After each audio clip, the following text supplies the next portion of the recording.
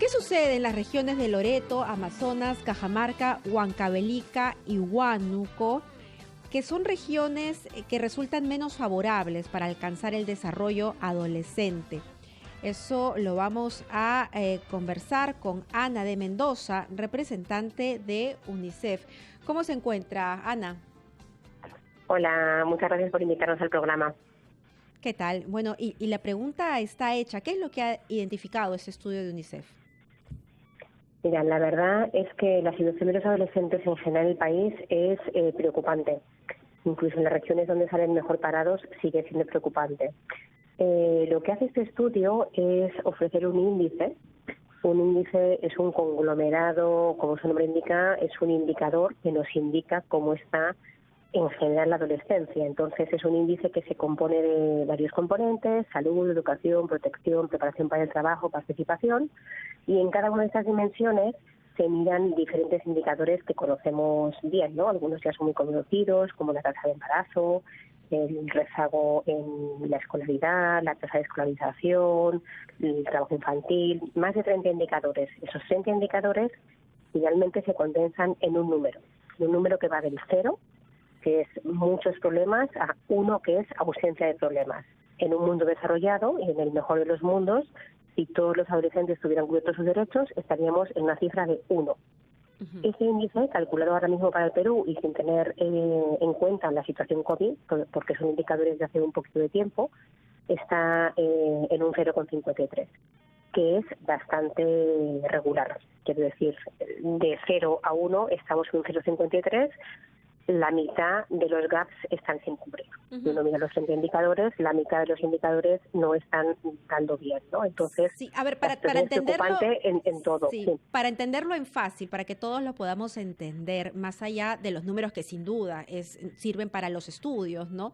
¿Qué es lo que pasa en estas regiones? ¿Por qué los adolescentes no encuentran un desarrollo pleno? Bueno, en esas regiones y en todas, como decía, porque la situación de Perú es mala en general, ¿no?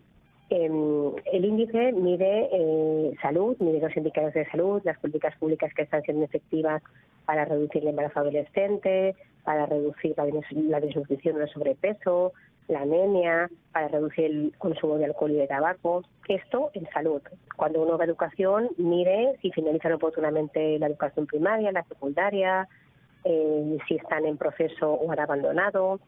En protección, si han sufrido violencia en el hogar, en trabajo, si están en situación de trabajo infantil. Entonces, con todas estas situaciones es con la que se mide cómo es la situación de la adolescencia. Es un poco similar al índice de desarrollo humano, que compara unos países con otros tomando diferentes indicadores.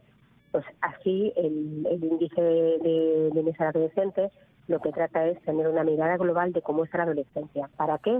Para que los tomadores de decisiones puedan ver en cuáles dimensiones tienen que enfocarse más, puedan ver, como tú decías, las brechas que hay entre regiones o las brechas que hay entre hombres y mujeres adolescentes, y también que podamos ver la evolución, ¿no? O sea, el índice de bienestar de una región este año es uno determinado y a lo mejor dentro de un año o de 2 años, después de un esfuerzo sostenido de políticas públicas, mejora. Entonces, la idea del índice no es tanto quedarnos con el número, sino que sea un indicador que nos indique el camino de dónde tienen que reforzarse la inversión y las políticas públicas hacia los adolescentes.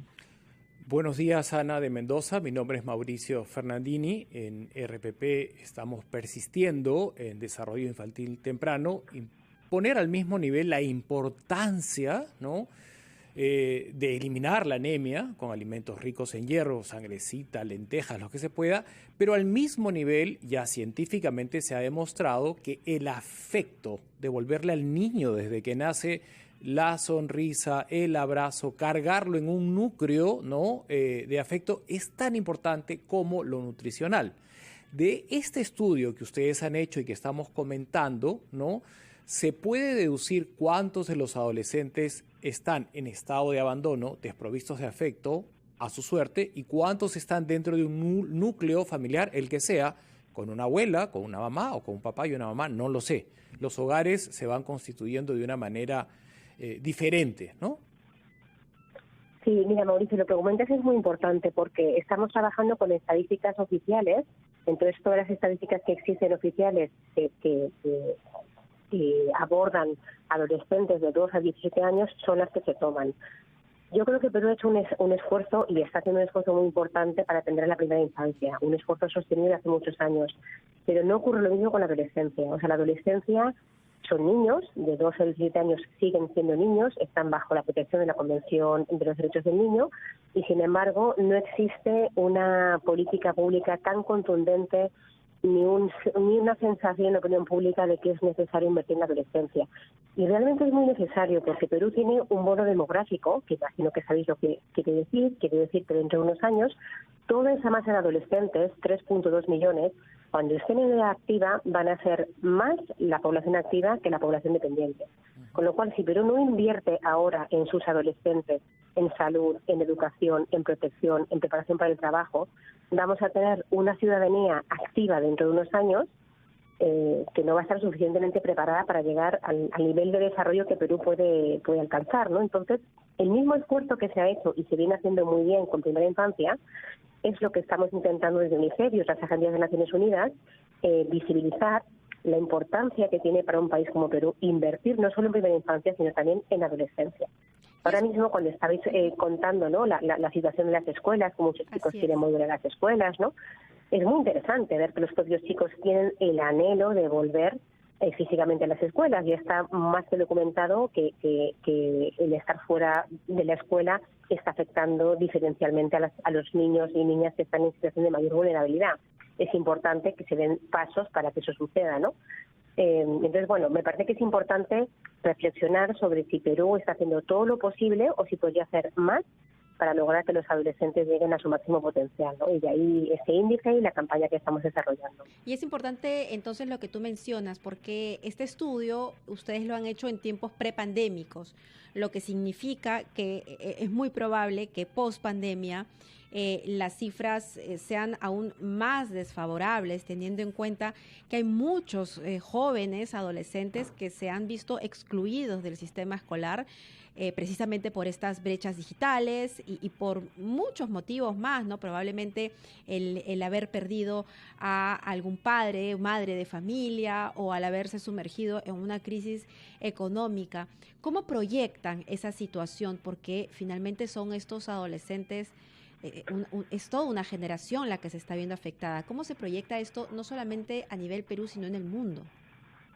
Mira, yo creo que hay una preocupación muy fuerte, y lo ha comentado tanto UNESCO como UNICEF, Banco Mundial y otros organismos, de que el tema educativo es fundamental. O sea, tener a los chicos fuera de la escuela, a pesar de que los esfuerzos virtuales están siendo positivos en todo el mundo y son muy loables y se llega hasta el máximo que se puede, en todos los lugares hay una evidencia ya bastante fuerte que no es sostenible, que no se puede seguir fuera de la escuela porque están perdiendo meses y meses de escolaridad y porque se está sin querer, pues hay muchos chicos y chicas que van abandonando la escuela y luego es muy difícil volverles a reinsertar, ¿no? Entonces, de una forma gradual, de una forma progresiva, de una forma consensuada, hablado con todos los actores, pero hay que empezar a hablar del tema de la reapertura de las escuelas en Perú, como se hace en otros lugares de América Latina, de África, de Asia, de Europa, con muy buenos resultados, por cierto, ¿no? Había mucho miedo de la reapertura de las escuelas y se está viendo en muchos países donde vuelven a tomar medidas de confinamiento, las escuelas permanecen abiertas porque entienden que es una inversión en el futuro y en el presente tan importante que no podemos permitirnos cerrar las escuelas, ¿no? Como decía, los datos son pre-COVID, porque los datos oficiales que tomamos son los últimos que hay y son antes de COVID, pero hace poco presentamos una estimación de cómo van a ir los niveles de pobreza y cómo salir los niveles de pobreza infantil llegan a los niveles que tenía Perú hace 10 años. O sea, en 10 meses hemos retrocedido 10 años en términos de pobreza infantil, solo midiendo lo monetario, ¿no? Yo creo que niños y adolescentes están siendo muy golpeados en la crisis, han sido muy invisibilizados porque sanitariamente no están tan en peligro como se pensaba, pero los efectos son duraderos, tanto en violencia, ha aumentado la violencia, en educación, los índices de deserción escolar van a aumentar significativamente, ha aumentado el embarazo adolescente, ha aumentado la pobreza monetaria. Ana, estamos nosotros a 6 meses de renovar autoridades. ¿Consideras que es un tema medular durante la campaña política que quien aspire al poder presente una propuesta clara, consistente, coherente para que 3.200.000 de adolescentes sean debidamente atendidos y tengamos lo que a los capitalistas les encanta, el capital humano, ¿no? Bien calificado. A mí me encanta la humanidad provista de afecto, por ahí empieza todo, ¿no? Por eso quería insistir, no he encontrado una respuesta satisfactoria en que si el estudio arroja que estos adolescentes de las distintas regiones del Perú están abandonados o están insertados en cualquier núcleo familiar. Mira, respondiendo a tu primera pregunta, yo creo que es fundamental que todos los partidos políticos se tomen la infancia y la adolescencia como una prioridad pública de aquí a los próximos años. Porque, como dices tú, no hay mejor inversión que la inversión que se hace en primera infancia y en adolescencia, para el presente y para el futuro del país. Respecto a la segunda pregunta que hacías, lo que estamos midiendo, es difícil medir lo que tú dices, ¿no? Quiero decir, hay una tasa de niños que están sin cuidados parentales, hay una tasa de niños que sufren violencia, no hay una tasa oficial de qué niños están desprotegidos estando en su propia familia, ¿no? O en riesgo. Podemos buscar aproximaciones a eso, ¿no? Estar en riesgo es abandonar la escuela, es un embarazo no deseado, es sufrir violencia en la familia.